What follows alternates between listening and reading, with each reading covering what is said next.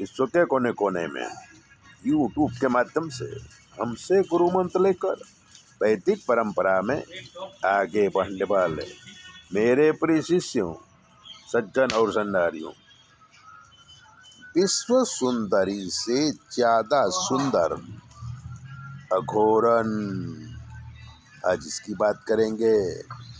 आज सुनिए।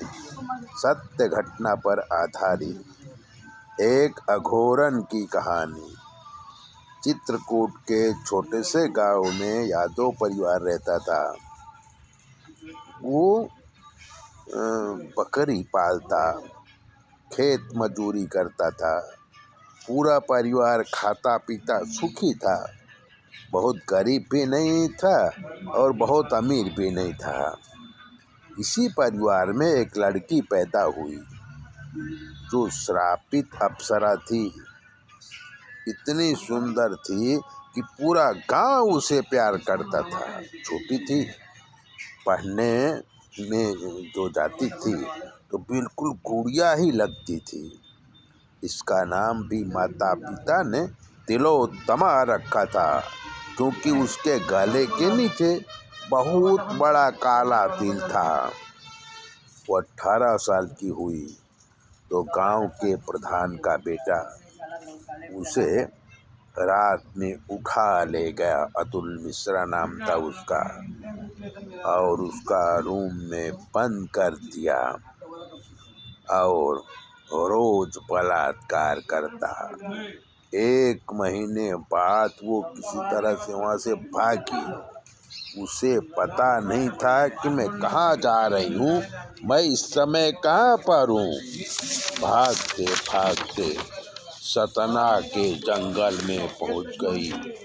वहाँ पर एक अघोरी महाराज का आश्रम था। तो अघोरी महाराज तो त्रिकाल ज्ञानी होते हैं, सब समझ गए।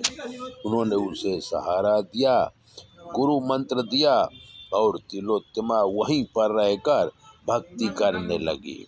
गुरु मंत्र सिद्ध हुआ तो वो तिलोत्तमा हिमालय आदि कई जगहों पर जाके भक्ति किया। 12 वर्ष के बाद वो जन्मभूमि आई तो पता चला कि उस पर उसका रेप करने वाला का एक्सीडेंट हो गया तो मर गया।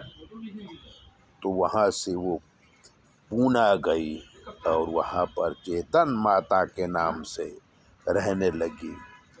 एक दवाखाना, एक स्कूल और दुखियों की सेवा करने के लिए एक आश्रम बनाया। वहीं रहती है और बोधक प्रवचन देती है। तो कुंभ में हमें मिली थी और अपनी कहानी बताया था हरिद्वार के कुंभ में। इस कुंभ में नहीं, हरिद्वार में जब कुंभ लगा था तब हम गए थे, तो वहीं पर हमारी मुलाकात हुई थी। और तो हमारे यहाँ जो अघोरन है उनके जीवन में बहुत बड़े संकट आए हैं। फिर वो भक्ति मार्ग में पहुँची हैं और वहाँ पहुंचकर वो समाज कल्याण का काम करती हैं। कोई गौशाला चलाती है, कोई आश्रम चलाती हैं, कोई दीन दुखियाओं को सेवा करती हैं। भारत की नारी दयालु है, कभी बदला नहीं लेती पर सेवा करती है। धन्य है भारत की नारी।